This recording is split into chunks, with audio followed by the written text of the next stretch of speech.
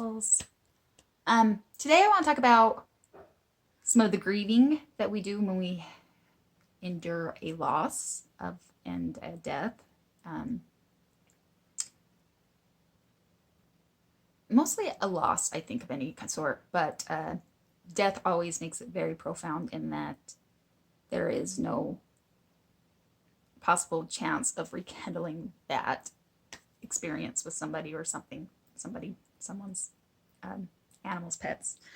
Many of you guys may know I lost my puppy, my dog, a couple weeks ago, and I've got me a new puppy.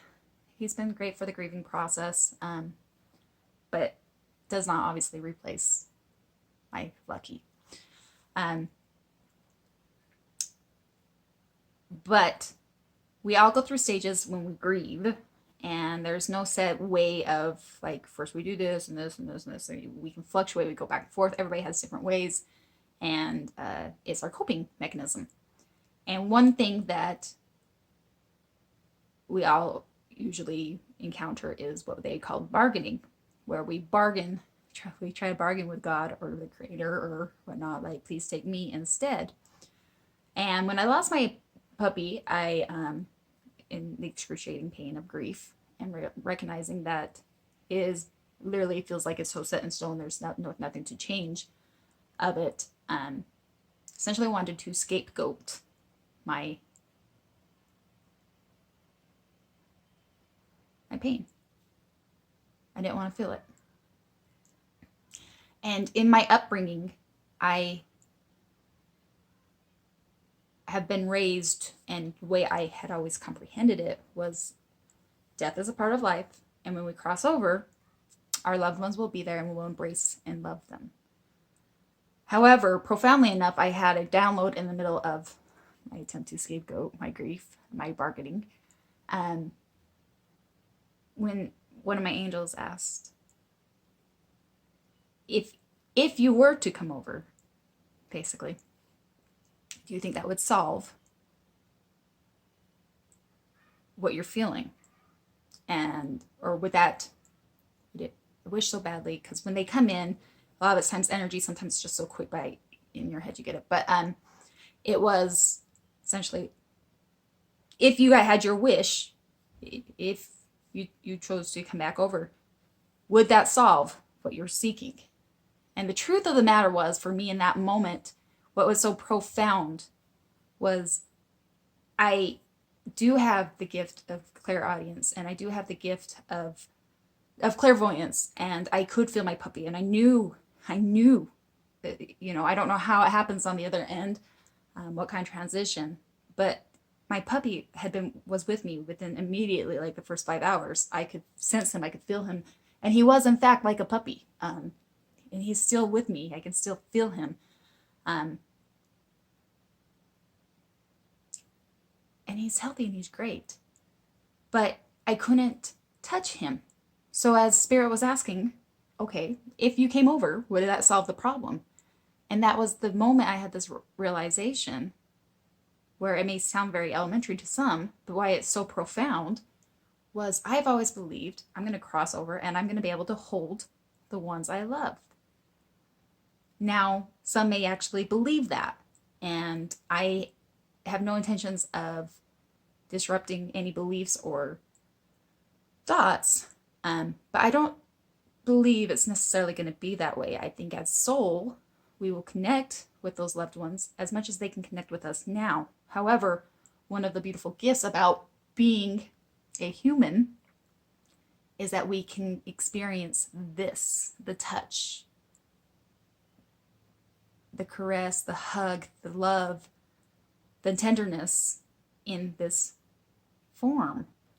And I have done a lot of work in the last year of learning how to love myself. And then when I lost my puppy, and I think maybe why each death is a little bit different, but losing a pet, especially that, they love unconditionally, right? They live on instinct. They are pure. It's like the purest kind of love. And I've worked very hard through my own learning of self-love as well. So losing my pet, amongst many more I've lost in a little over a year, was dramatically different for me.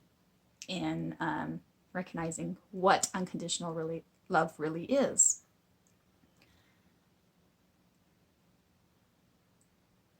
And I've always, because as an empath and so much pain and how much louder it can scream, have many times in my life felt like I would have rather not have that experience.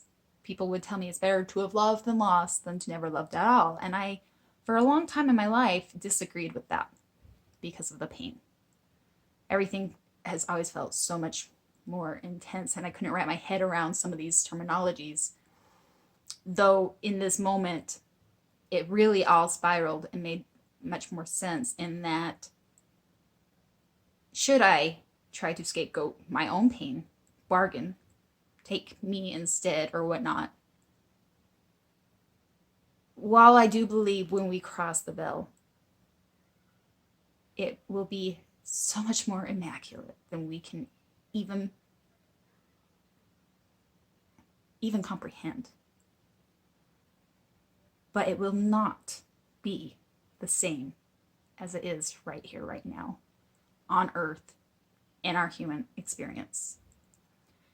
Which led me to the next question. As much as with all this love I have for this animal, and the new self-love I have found within myself, if I knew I was going to come here on Earth and have these experiences, what a miraculous idea. Would I do it again? If I was going to be here and I have the people that have crossed my path and knew the pain it would cause, like a grief of the loss, or we can even comprehend it with a breakup or whatever it may be, for our own soul evolution, would you do it again?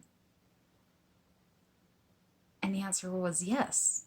If I was going to come here again, and knowing that, especially with a pet's life that's very much shorter and filled with the most purest unconditional love, which means our bonds become very, very deep with with our animals, with our pets, with our love, that even if I knew that, would I choose to come in contact again with that animal or person? And in that moment, yes, I would. And then I had to take a step back and I kind of laughed at myself. I'm like, would you really? Because, because they don't have as long of lives. And you will find yourself hurting as massively as you are right now. And maybe that was the enlightenment of what true love is, especially love within yourself, self-love, because it's worth it. And I've never thought about this either, but what a beautiful idea that at one point in our spirit world, these beautiful souls, as all these beautiful souls, we may have had a bargain, or like, I'll see you win. And we had these moments and we were able to experience love in the physical form. And when we go back, we will be reunited. And maybe it'll be much better. And I believe it will be in many ways. But it will never be like the way it is right now. So if you can love the ones you love, as we get caught up with work, as we get caught up with our day-to-day, here, right now, in this lifetime, until they're taken back, you only have so many opportunities to experience the physical touch of love with the other person in soul form. Once they're gone, we can only feel their love on an energetic field. And I never had fully had that awareness. So I wanted to share that with you guys and why it's so important, because we do get caught up. And when I lost my puppy, I didn't know that was going to be the day. It was a bizarre accident. It just happened. And it was devastating. But I would do it again. If I knew that he could come here and I'd have another 10 years and then maybe another 50 years without him, but I had 10 years or whatever it is, I would do it again, because that was that. Love, pure love is genuinely that beautiful. I hope that resonates. Maybe it'll cause controversy. Maybe some people have different ideas. But that's what I got. That was the download I got, and I wanted to share. So go rub your arms around somebody that you love today, or somebody or some things,